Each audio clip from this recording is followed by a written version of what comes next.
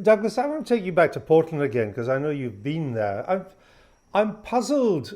I mean, normally riots peter out in the end. That's been the experience of riots in the United Kingdom or in Europe and even in America until now. But in Portland, it seems to be never ending. They seem to be going on almost, if not riots, unrest going on every night. And and yet the mayor or the governor of Oregon, they don't seem to do much about it. How? I mean, have they just given up on part of the city? Why is there no political penalty for this? Because in this country, there would be a huge political penalty to pay. Yes, that's one of the striking things about, I'd say, not just Portland, but Seattle.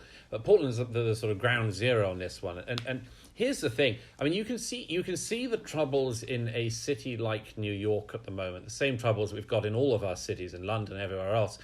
Businesses have gone out of business, boarded up shops and much more. But you can't help thinking in a city like New York, well, it's been through ups and downs before, and it'll come back.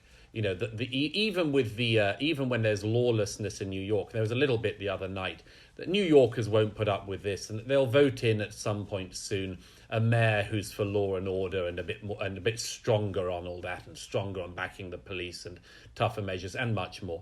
The thing with Portland is that such an outlier is that there's actually a mayoral election coming up. The mayor, who's been totally ineffectual and actually just last month had to move out of his own apartment block because Antifa were rioting outside it, and he fled his own home and still won't do anything about it. He's got one contender against him for the mayoralty, who's a woman who is an open supporter of Antifa. So here, that's the problem for Portlanders, is that they've got a man who's ineffectual and a woman who supports the paramilitary groups. And this is as you say, Andrew, this is a very unusual situation in a democracy. As for where the momentum comes from, it comes back to a couple of things that people have already mentioned. One is people whipped up into, I think, hysterical and catastrophic ideas about the nature of the society they're in. Another is simply that in the wake of the lockdowns and much more, this is something for a certain type of person to do. They get meaning, they get a sense of purpose. They honestly think that if they pull down enough things, and there's not much left in Portland to pull down by my own observation, but if they pull down enough things, they'll kind of get to this fair, equitable society that they dream of. I mean, there's no such thing, of course. They're just going to continue to immiserate their city and chase more and more people out of it. But it is this lack of willingness on the part of the governor and of the mayor to, for instance, and the DA, I should add, by the way, that's the most shocking thing for a British viewer, that an elected DA, a highly political figure, decides not to prosecute serious crimes carried out by rioters, is why they get into this situation. You can go and smash a lot of stuff up, including smashing people up in Oregon, and nothing happens to you. And that's why it's still going on.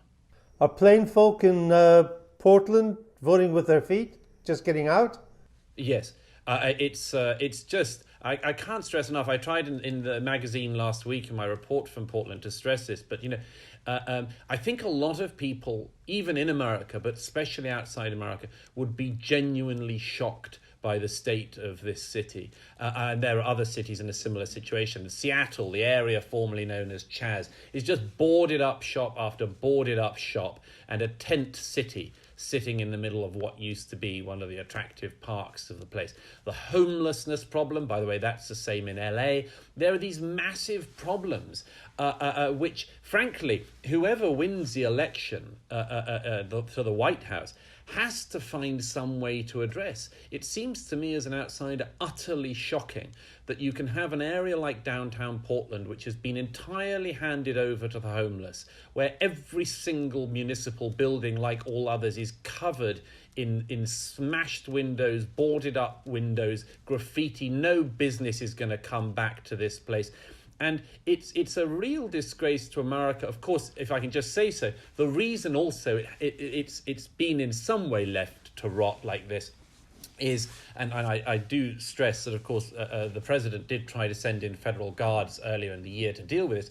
But to some extent, the reason why Portland has taken on the significance it has is because it looks like a sort of exemplar of what happens when you defund the police and pull back law enforcement and do all of the things that the radical parts of the left want to do. It's become something like a sort of lesson to the rest of the country. It's terrible for the poor people who live in Portland, because there are many decent people who just want to live in a safe city which isn't immiserated like this. But to some extent, it has understandably become something like a lesson to the rest of the country. You know, if you go that way, this is what it looks like. Douglas, we're often told that America at the moment is like a tinderbox, a dry tinderbox. We see the sort of endless unrest in cities like Portland or Seattle. Seems to have gone on forever, which was not true of the riots in '68. For example, we've had this new outbreak in Philadelphia. We see amazing pictures of Americans, Trump supporters, also Biden supporters or Black Lives Matter supporters, walking around looking like paramilitary groups armed with semi-automatic rifles. You wouldn't see that in any other democracy anywhere in the world. If it is a contested election, how dangerous is it, or how likely is it that that will manifest itself on unrest in the streets? This is an absolutely crucial question, which I think is on so many American voters' minds at the moment. The number of people in different states who've told me, for instance, that they're going to vote on the day or vote in advance and then get out of the city is really quite alarming. And in multiple cities, I've been told that.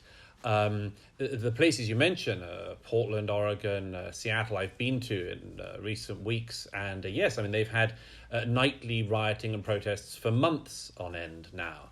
And this is definitely a driver to a part of the Trump base. He's very adept at saying to people, he famously with his suburbs comments the other week, which he's reiterated a number of times, he's very adept at saying to people, look, you know, it's law and order and your home being protected, or it's the kind of chaos you see in Portland. The thing that struck me in recent weeks is that some people have been asking, you know, if Biden wins, are there protests and riots? And I can't see a scenario really seriously where there are. If Biden wins, certainly if he wins very clearly, I think it's a pretty smooth transition. I think that if Trump wins very clearly, I think there are definitely going to be cities in this country. By the way, they're already advertising for it. Antifa, BLM have already advertised that they're going to do an activity on the night of the election in Portland and in Seattle. Other places will be joining in. I think that if Trump wins, we'll see that. Now, here's the worst case scenario, though.